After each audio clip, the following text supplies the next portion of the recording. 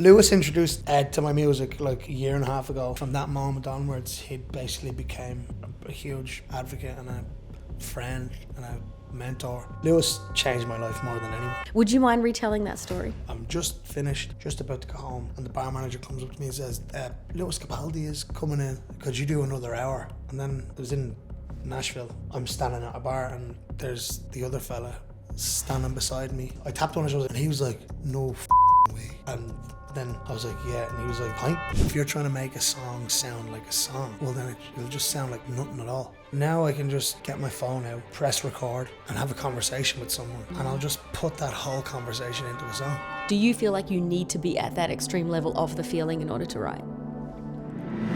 My main goal is just to make music that people will resonate with. You know, maybe it'll inspire younger artists to pursue their own dreams. What has that taught you about what kind of career you want?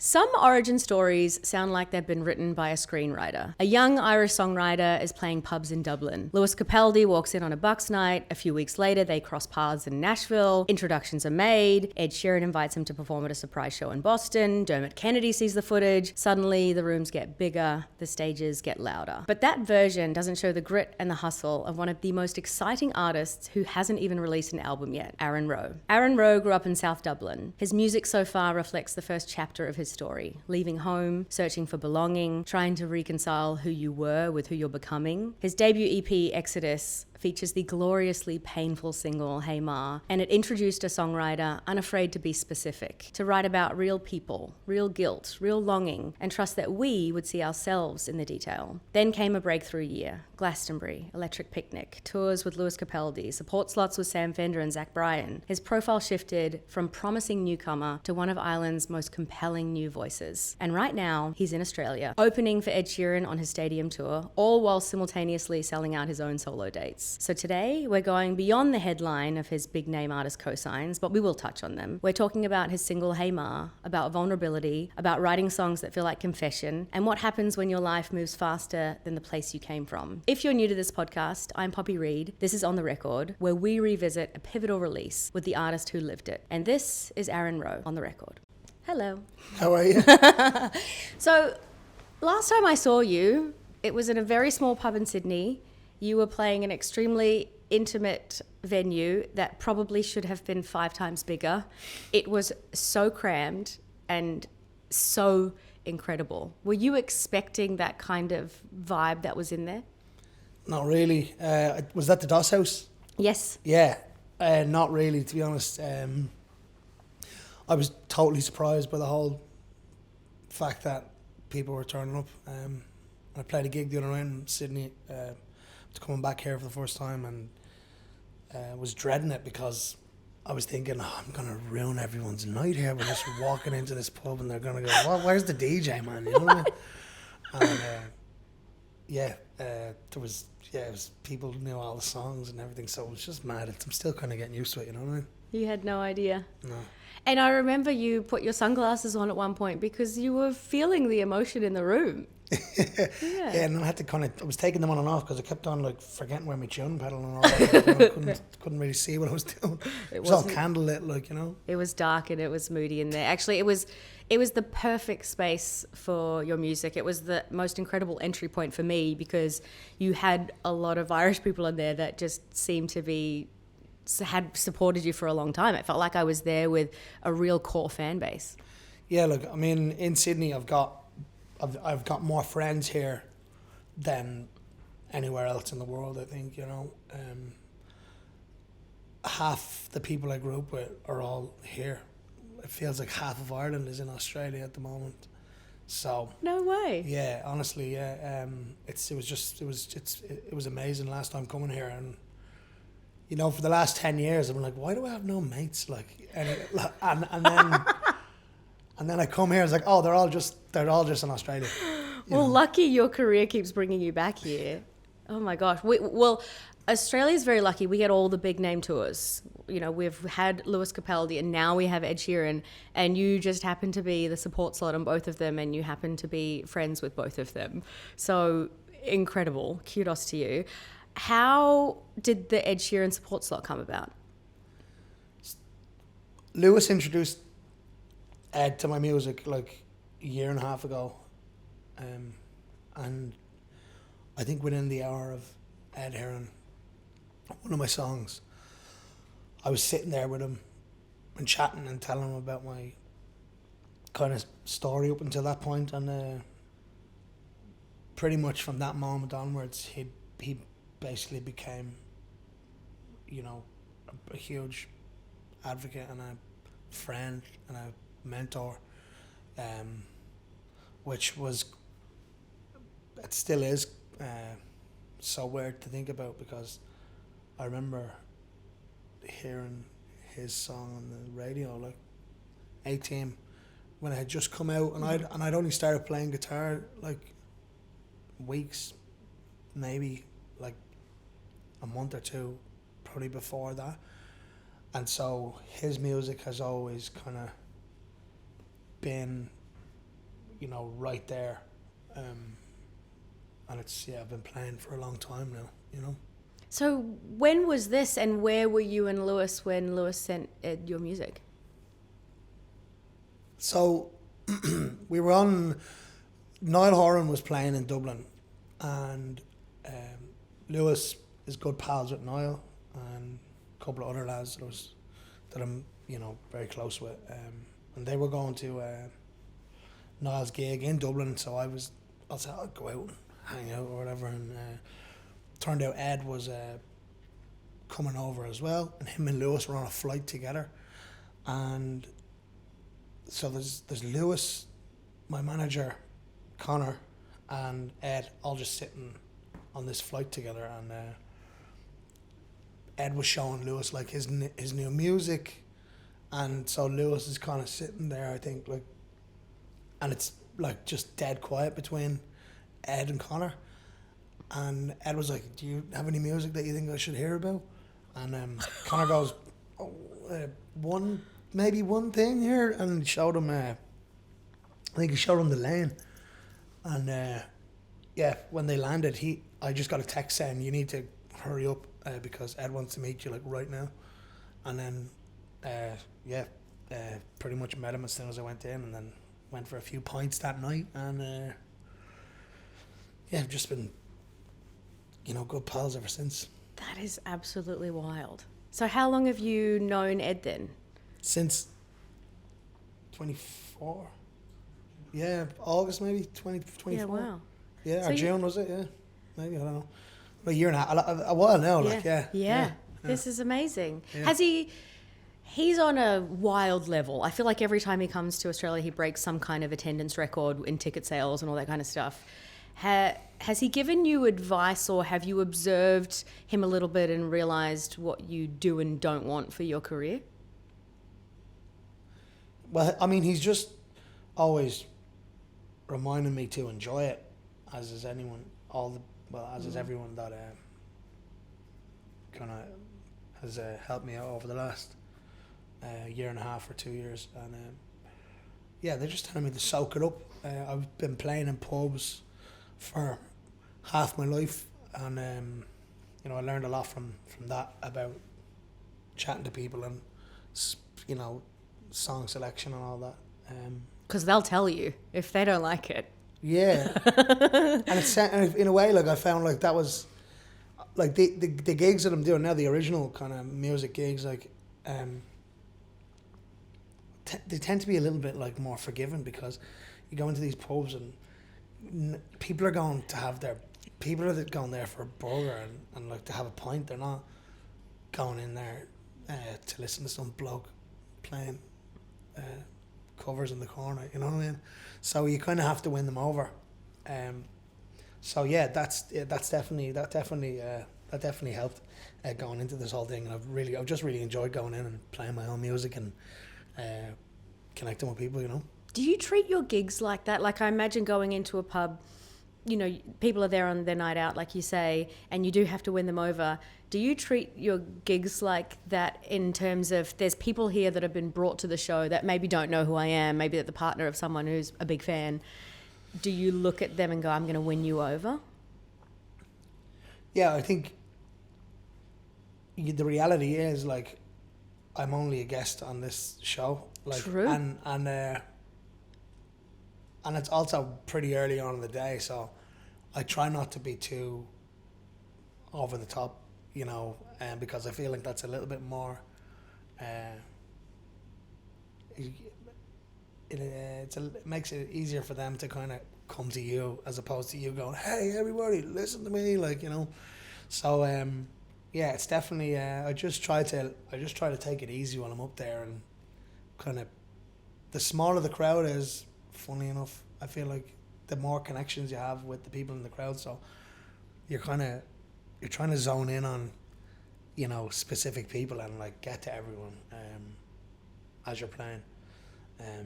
But yeah, it's you're always learning, you know. It's so interesting. I remember interviewing Keith Urban, and he said a kind of a similar thing where he would look at certain people in the crowd and be like, okay, he's there with his arms crossed, you know, his wife has dragged him along, and he would concentrate on that person and be like, I'm going to win you over. Not in the way of like, you will love my music, but in the way of like, I appreciate that it takes you time and money and sacrifice to come to my gig, and I want to put on the best show possible for you. Yeah. I think that's the thing. I think you can almost win people over with just being yourself, being humble. Don't go out there like you own the place.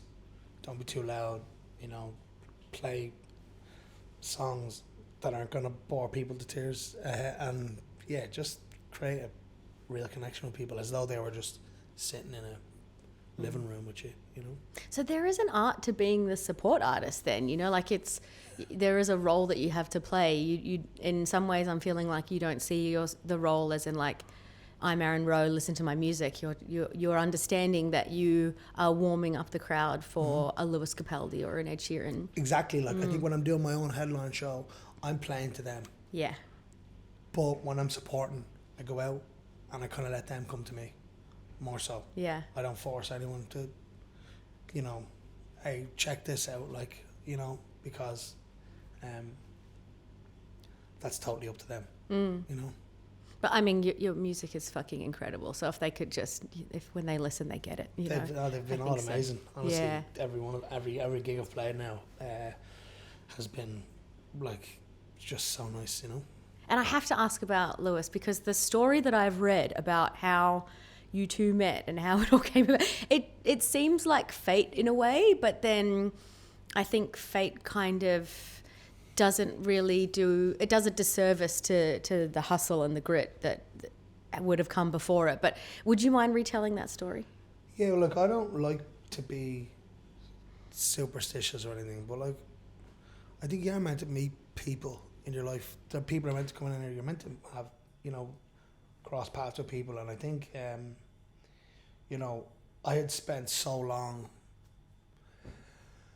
kind of never really getting off the ground because I didn't really know what to do, and money was always, like gigging was always kind of my only way that I ever knew of making money. I never had another job, was never on the dole. I just always sang for money, and I kind of got lost in that, and you know, forgot to put music out, and I was coming to a point where I was a bit defeated, because I didn't know what to do next, and also, you know,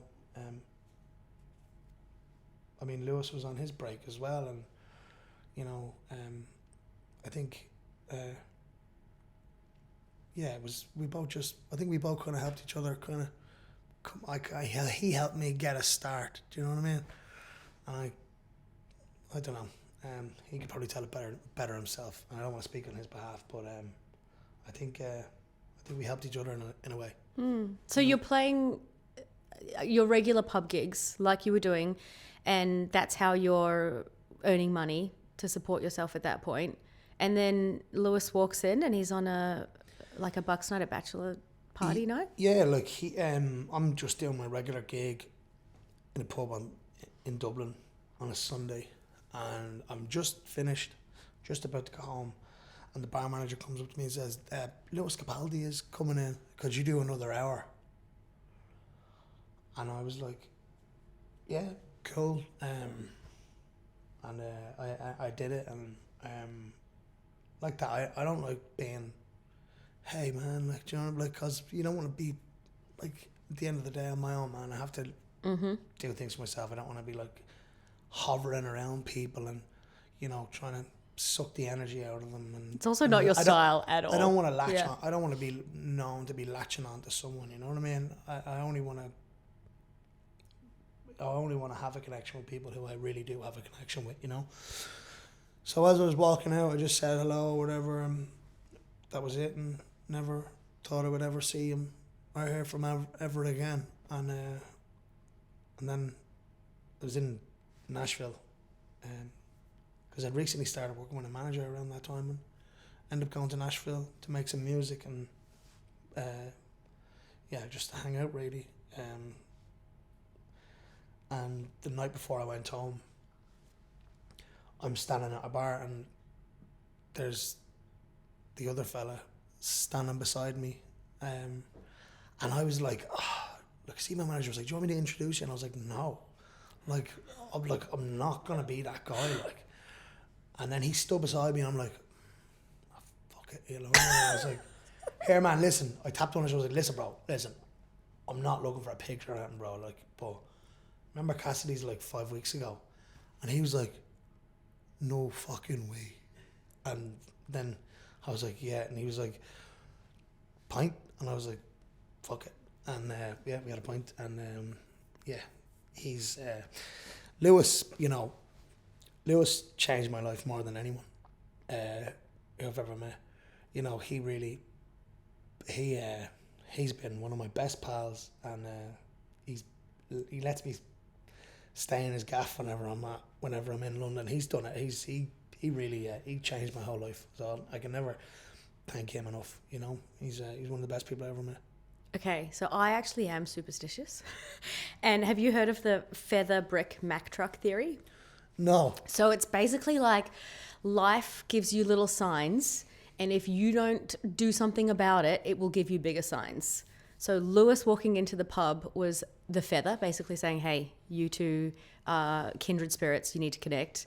And then standing next to him at the pub was a brick, being like, hello, he's in your face now, you need to say something. If you had walked away, I think life would have given you a Mack truck of like, I don't know, an experience where Lewis was in your circle again. Yeah. That's awesome. Yeah. And most of all, the most important thing that I gained from all of that was a good friend, you know, and great friends all around from everyone else that I've met, you know, my manager, Lewis, tour manager, fella, all the lads who help me out, like Dio out there doing content. These are all lads that have just become my pals, you know, which has been the best thing about the whole experience.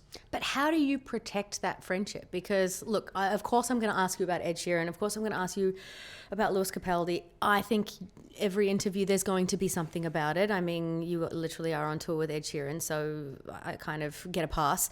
But how do you make sure that you're not just becoming headlines for people based off of these extremely high profile friendships, and how do you protect that friendship? I think, like, those guys, you know, I became friends with them before there was any mention of going on tour with them or anything like that, you know what I mean? There was never any talks about any of that sort of stuff, and I never would have asked, you know, can I do this or can I jump on that? So it always came from a place of just friendship, and that's how I've treated everyone that has become part of my team since then, my band, everyone that's working, you know, in the background. They were my friends first, and I think that's why it's been why it's just felt so natural, you know. Yeah. And I want to talk about Hey Ma, because that was my entry point to you. It is such a beautiful song. What was going on in your life at the time? What was happening in your career? And yeah, I kind of want to understand where you were at the point of writing it. you know, because I had spent so long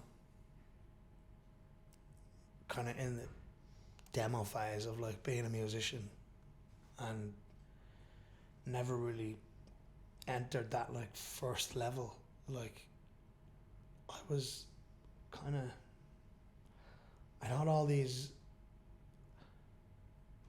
you know, for years I was so hesitant to like say anything and, you know, talk about anything in my songs. And I when I got to that point, I was like, I just want to give people an introduction to who I am, because I've no intention on stopping now, and I just want to keep on. I'm gonna release as much music as I can now until, you know, the end of my life. And maybe it was because I was a few years older that I kind of knew, like, you know what, I think I owe people an intro into who I am. So that was kind of what Hey Ma was, you know. So had you been, I read somewhere that you were embarrassed that you were into music when you were younger? Yeah. Like, is that where a lot of that came from? Maybe I was a little bit repressed or something. I don't know. Like, I grew up in a council estate, and everyone was playing football. I was boxing. Did a bit of kickboxing as well, and yeah. Professionally, like when I said, were you doing fights? Like, yeah, I was having were you sparring? Yeah, I had a lot of fights. Like, do you know what I mean? And like amateur? Yeah, amateur. Level? Oh. Yeah. That's it, and it's a big kind of where I'm from. A lot of people are into it, and they've a great boxing club. They've since had like Olympic, you know, lads going into the Olympics and all that crack. And you must be good because your ears are fine. No, I mean, I was grand. I was all right. I was very like I would say average. Do you know what I mean? But I did it for a long time, so I kind of knew I knew what I was at. Did you win any fights? Yeah, I won most of my fights. Like, do you know what I mean? But like, I was Mr. never Modest. Okay. I was never like, you know. Yeah, you never went pro. No, I was never like, you know. I was never like top of the class, but I was never bottom of the class either. You know what I mean? Yeah. But I was just doing it. I probably did it for well over 10 years, probably from the age of like, when I did I started kickboxing when I was like 6 or something, and 7, and maybe taekwondo, did a bit of that as well for a while, and then did boxing all the way up till I was about 15, 16 maybe. Wow. So almost 10 years maybe. And so around you, everyone's kind of doing football or they're boxing. Yeah. There's not that many musicians. No. Ah. No. Yep. And so, yeah, people are a bit rough, you know. So I just thought I'd be bullied, like, do you know what I mean? So wow. I just didn't pursue that at all until I got to the age of about 15, 16, and I was like, you know what? Who cares? You know. And, that's awesome to have that realization at 15. Like, those are still your formative years. Yeah. That's great. You backed yourself young. Yeah. Well, it was something I always wanted to do, and I think I just got to a point. I was like, what am I at here? Like, do you know what I mean? Like, but that's just the way it goes when you grow up in an area like that. You know, you'll see 5 young lads standing on the side of the street, and they all have the same jacket and the same haircut, because we're all deeply insecure about what we didn't have growing up. You know, and yeah, you're just trying to be like everybody else. Yes. And we're you know, in those areas, insecurity is rife. Like, you know, and it comes from, you know, fathers not being around. It comes from, you know, not having X, Y, and Z comparatively to kids from another part of town. Like, you know what I mean? Yeah, so I'm glad that I did eventually make the decision to go and just be myself, you know? It's so funny because I grew up in a small town in New Zealand, and it was similar in that you just wanted to blend in. Like, so I see so many young people now, you know, really wanting to stand out and really like tapping into their uniqueness and individuality. And I think that's amazing. And I'm like, fuck, when I was young, it was just, you just don't want to be seen. You just kind of want to like cruise through and not poke your head out. Yeah. It's so different for a lot of young people now. Yeah. Thank God. Yeah, thank God. Yeah. So did Hamer feel like kind of a black sheep coming out and introducing itself in a way? I had it in my head that this is what I needed to write, and it kind of fell out, you know. I wrote it with a guy called Ian Archer, and I kind of went in and I was like, I know what I want to do, and I was just having a conversation, telling you know, talking about all this sort of stuff that I was just talking to you about. And Ian's like, you know, just basically writing down what's coming out of my mouth in that there and then. And he's like highlighting things, and he really helped me zoom out, because it's hard to kind of see yourself from someone else's perspective, you know what I mean? But yeah. And for anyone listening who doesn't know who Ian is, he's worked with James Bay and Snow Patrol. Like, he's won a whole bunch of awards. He's an incredible songwriter. Yeah, he's brilliant. Yeah, he's absolutely brilliant, and he's worked with a ton of people and had some great songs. But yeah, again, he's just a guy that I get on with on a personal level, and that's why it was so easy to work with him. Do you feel like he pushed you out of your comfort zone with that song? The way Ian always explains it is that, like, you know, I just told him who I was, and he just basically paraphrased that with me, and we both kind of worked on, it happened pretty fast, you know. How long did it come together? The lyrics, like an hour or something like that, like an hour and a half, and we took a lot longer to figure out, like, music and melody and how I was going to sing it. Like, I remember being in the booth, and it was all these runs that were in my head, but I had to, like, have 1,000 stabs at them, because it made sense in my head, but I'd never sang riffs like that before, so I kind of had, it was just trial and error, and I remember saying to Ian, sorry Ian, I know I'm taking a long time here, and he's like, no, just keep going, because he can see it. It's like, it was like building a guitar riff or something, like, you know. So it was you that actually pushed yourself to try the way that you sang it and the runs and everything in multiple different ways. Yeah, because, I mean, I just sang the top line and knew the kind of chords and the structure of it fairly quickly, but it was all the runs and everything that I was like, there was room there for me to kind of expand musically.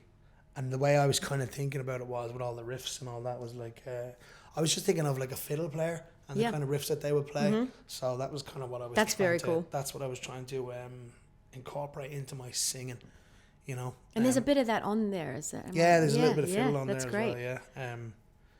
I remember when I first put down Hey Ma, I comped loads of it in just so I could get the riffs. And it took me like a month or two before I actually could properly sing it, to nail like where I was gonna breathe, you know, on what word I was gonna breathe, because it's like there's a lot of room to run out of breath in that song. Like, it can be quite hard to sing, like, you know. So it took me a while, even after writing it, to kind of figure out how to sing it, you know. So not only were you being super vulnerable with your songwriting for the first time, you're also challenging yourself musically and vocally for the first time as well. And I suppose I just wanted to incorporate that Irish kind of instrument, like the Irish instrument way of playing, into singing, you know. Wow. Isn't that interesting that it was like this big like challenge, experiment, like piece of vulnerability for you, but that's the song. Well, there's many of your songs that are really connected, but that's a song that's connected so much. I think there was like definitely, like, you know, when you get into like specifics, it really helps make it relatable for people. I can't remember the exact quote, but James Joyce said something about in the specific contains like the universe, because, like, you know, he was, you know, he exclusively, I think, wrote about Dublin, but he was living in Paris, I think, and that like books like Ulysses and Dubliners, they're like world renowned, very important pieces of literature, and they that's very Dublin language used in that, and it's very specific to that part of the world, but for some reason it resonated with so many different people all over the world. Why do you think that is? Because I think it's just because people recognize honesty, I think, and authenticity, and I think that the same can be said for songwriting as well. Like if you're trying to make a song sound like a song, well then it'll just sound like nothing at all. Yeah. You know? Well, yeah, if you try and make it feel so universal, then it'll if it's for everyone, it's for no one. Yeah, exactly. Yeah, so I think that is every writer's strength, whether they know it or not, is their way of saying things and thinking about things is unique to them, and they should go with that, because that will help everybody else who doesn't understand what they're saying resonate, because everybody has their own way of saying things and thinking about different things, you know. How does that make you feel about all your future songs that you're going to write and are writing and are about to release, when you know that being specific is the best way for you to connect, and it's a way that's so authentic to you as well? Does that in any way make you nervous about sharing so much of yourself? No, well, I think it makes things a lot easier, because when I realised that now I can just get my phone out, press record, and have a conversation with someone, and I'll just put that whole conversation into a song. Wow. And I'll say things exactly how I'm going to say it, without having to try to sound like a songwriter. Yeah. So, and I do that as well when I could be talking to someone in a pub or someone who I've just met, and like, for instance, I could just go over this. I could just listen to this podcast and just paraphrase, things that I've said within the whole thing, and just use that as a song. Incredible. Probably have to give you credits on the song. You know what? You can have it. I don't know. Let's see if it goes number one. Maybe I'll be knocking on your door. No, I don't think so. It's incredible what you do, especially your new song, "Please Don't Hate Me." My God, it is so specific. It is so. It feels like she's just walked out, and you're having this diary entry of how you feel about what happened, and it's so beautiful. Like, I can take something from it. So many. It's also a universal feeling. Like, I feel like we have all been there in that spot. Yeah, I mean, like, and that was another thing. Like, with singing that song in the studio, I was, the riff again. I was trying to incorporate that kind of triplety fiddle playing style into the singing. But then I remember singing like one of the lyrics is like, it's kind of building up at the very end at the bridge, and it's kind of, the music's kind of getting a bit more intense, and it's like I think it was like I think the lyric I was writing, and it sounded so American saying it, and it was like, "Baby, just listen, please don't start crying again." But I remember going, wait, what if I just said, "Baby, please don't," or I just threw in the word the way I would say it. Yeah. Baby, just listen, do you know what I mean? And it really just wrapped it up, and I was like, oh, there's me in the song. Wow. Yeah. You had to put yourself in the position of, I'm now saying it as I would say it in real life. Yeah. Incredible. That came when I was recording it. Yeah. Well, there's so much amazing music that has come out of Ireland. Oh my God. Like the Pogues, the Cranberries, you too, like even yourself. But I wondered, because I feel like in Australia there is this Aussie sound. We're known for guitars. We're known for rock music. Is there an Irish sound? Like, if you had to describe it? I think. I mean, there's been a lot of good music that came out of Ireland. I think the best Irish artists are the ones who aren't afraid to be blunt.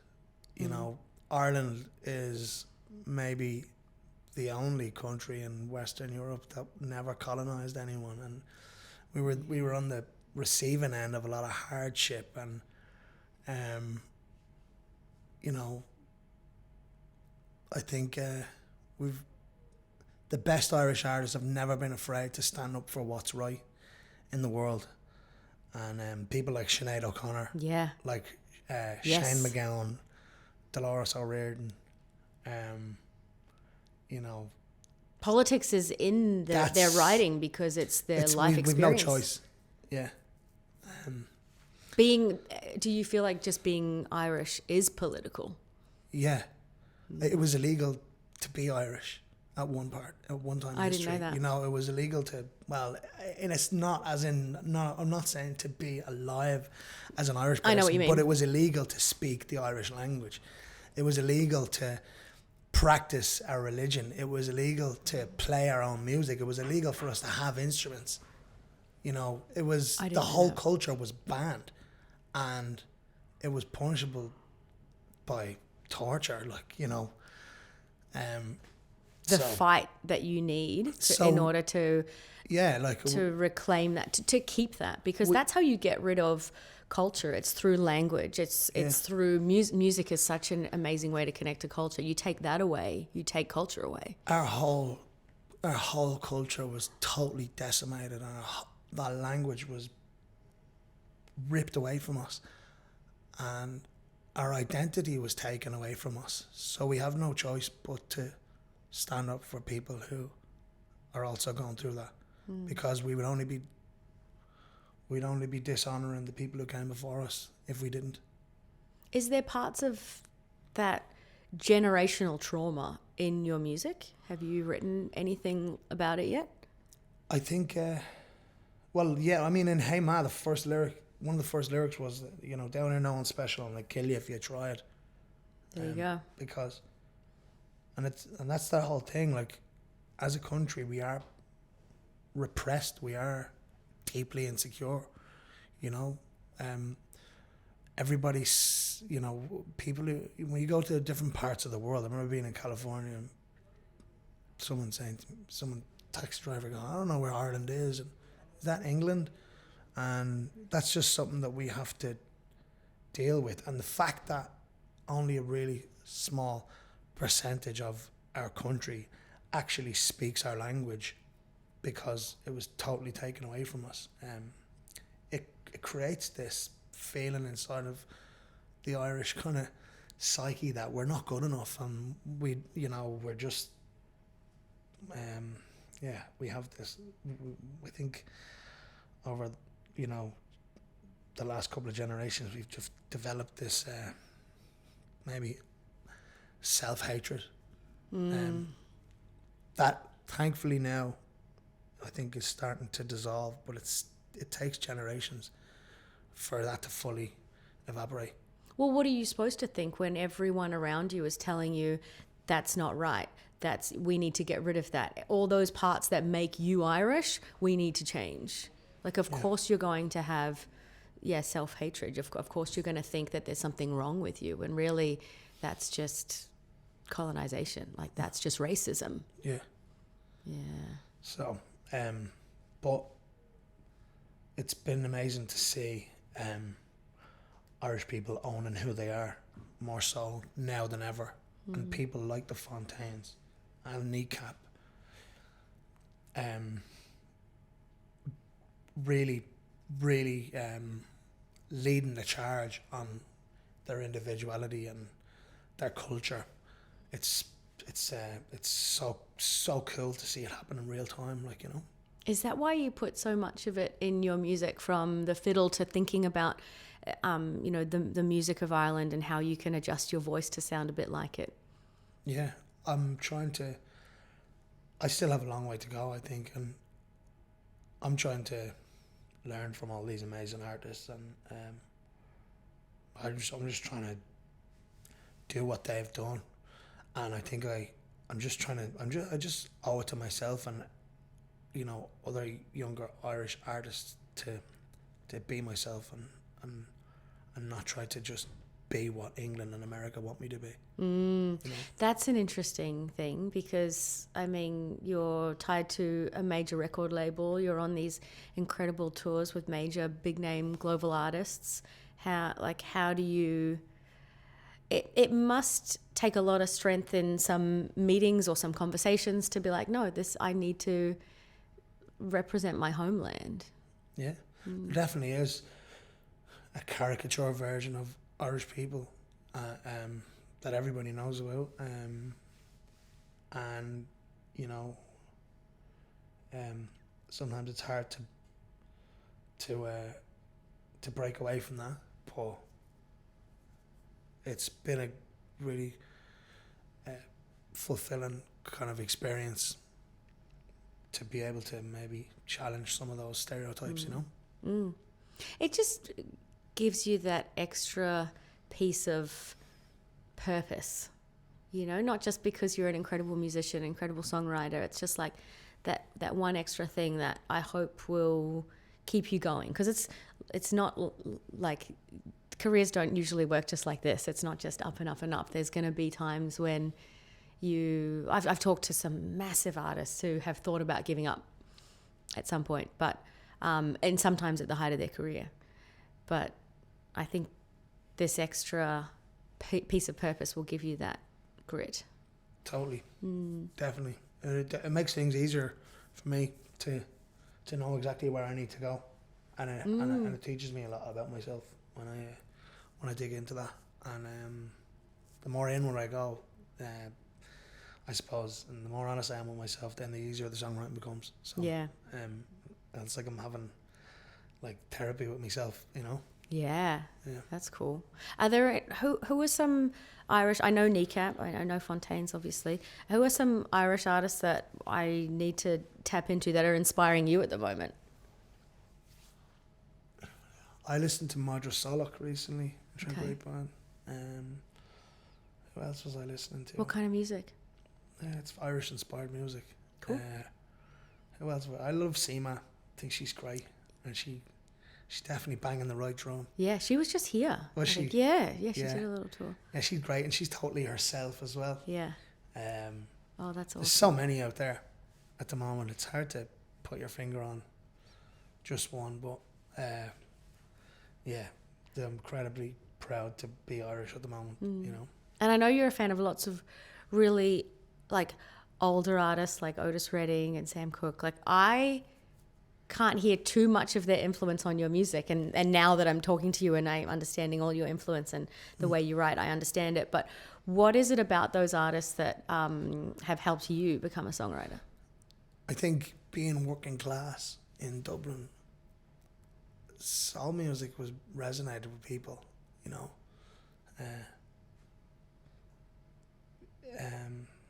and I think the intensity of how those people sing is, you can only really get that from being in a difficult situation. You can only really give it that much when you have nothing to lose, and so I just think that's why I resonated with that sound, and I admired it so much that when I was younger I just wanted to be that, and I wanted to sing like that, and I think they have the best singers of all time. I feel like they taught me how to sing. All those amazing soul and Motown artists, and then when I was finally ready to be myself, the Irish music was there, and it was all I needed. Do you feel like you need to tap into the extreme level of an emotion in order to write a song that feels authentic? Because I don't know, I haven't met any artists who are like, yeah, I was just feeling just super chill, everything's easy, and then I wrote this fucking banger. Like, I feel like the tortured artist is a stereotype, but I also feel like you, artists in general, and definitely you, are able to capture a feeling that feels like 10 times bigger than some things that a mere mortal could feel. Like it just, you're able to articulate an extreme level of a feeling.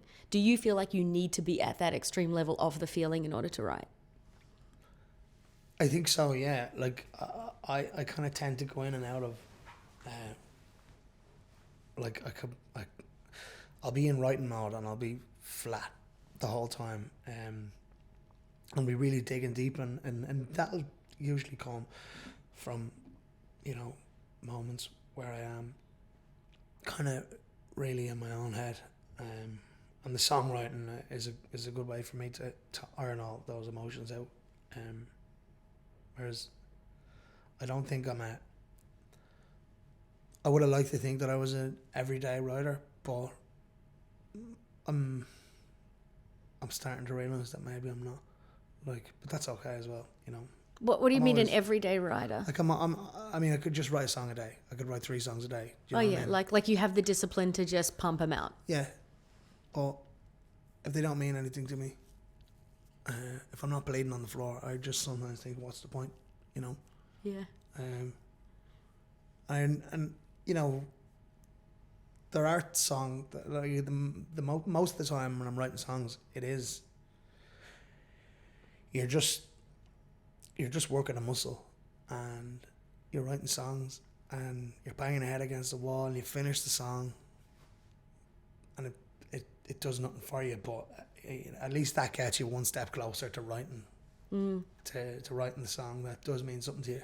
So but yeah, I definitely tend to get my best songs when I'm really in my own head, you know. So do you approach songwriting with some kind of discipline of like, every day I'm going to sit down and try and write? Or do you literally, there's an artist in Australia called Missy Higgins. She's incredible. And she says that she actually waits for the song to come to her. She doesn't just sit down and go, okay, we're going to be fully rigid and we're going to spend every day writing a song. She literally just has to wait until it strikes. I mean, yeah, I'm always kind of, I'm always ready with with my phone to hit record and put it on the table when I'm having a conversation with someone, to be able to capture that, like, and capture what they're saying and what I'm saying in the back and forth. But yeah, sometimes you just have to wait until it comes to you, you know, especially the internal ones. I think I can do that for the ones that I'm writing about other people. I can just hit record, have a conversation, and then just paraphrase that conversation and put it into a song. Does the other person know you're recording? Most of the time, not. No. I love this. Yeah, I mean, it's kind of weird if I'm just like, hey, by the way, this is a really interesting story. I'm just going to record this if you don't mind. It's just part of my process. Like, don't read too much into it. Act natural. Yeah, because then they'll be just weird then. Do you know what I mean? So, wow. I'll just stick it on in my pocket. Most of the time, you'll just open the phone up and all you hear is, damn it. what's he saying there? Like, you know. I love that. Have you ever, I just feel like I have to ask you this. You can say you don't have to answer this if you don't want to. Have you ever recorded a fight you've had with a partner while it's happening? No. No. That's a bit over. That would be. But it's good fodder, right? I mean, imagine, just totally disconnected. Babe, just give us one sec there, yeah. What you said it hurt, but what you said was really good. Yeah. What did you yeah. How much of a prick am I going? Oh, funny. I only have one last question for you, because I look at your career and I look at the boom that you're in right now, and you are literally on tour with arguably one of the top 5 artists in the world, Ed Sheeran. And you're in these major label meetings and you're understanding the music industry structure and how it all kind of works and the access that you now have, I guess. What has that taught you about what kind of career you want? I've really learned, I think, mostly from trial and error with my own music and hearing myself back and hearing what I don't want to be and getting the opportunity to record every song and see myself kind of from a third person's perspective. Do you know what I mean? Mm-hmm. I think that's what I've benefited from the most. And obviously the feedback of the people around me has been amazing as well. But I used to have to just test songs out in a room. And I still have to do that. But yeah. it is good to have conversations and I have people around me who are brutally honest. So I definitely get a lot more perspective these days on like what I want to be and what kind of songs I want to make, you know. Do you look at Lewis Capaldi and Ed Sheeran and go, yeah, I think I want to play stadiums. Like, I want that level of fame. You know, Ed can't really go to the zoo with his family anymore. Like, his level of fame is quite restricting in terms of his social life.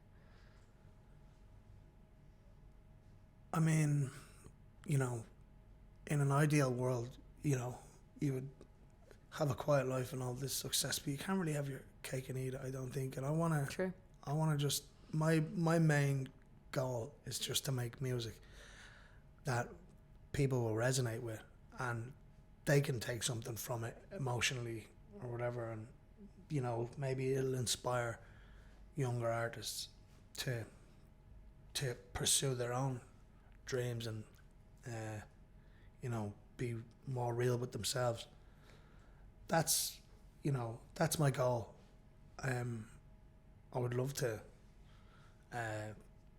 you know, put this music out and, you know, just have a quiet life. But that's just music, you know. You're kind of giving yourself to everybody else, and it can be strange sometimes, and maybe a bit uncomfortable as well. But I would much rather do that than bottle everything up and not talk about the things I want to talk about.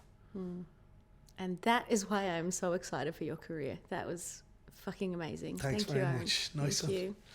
Thanks so much. Thank you. Great.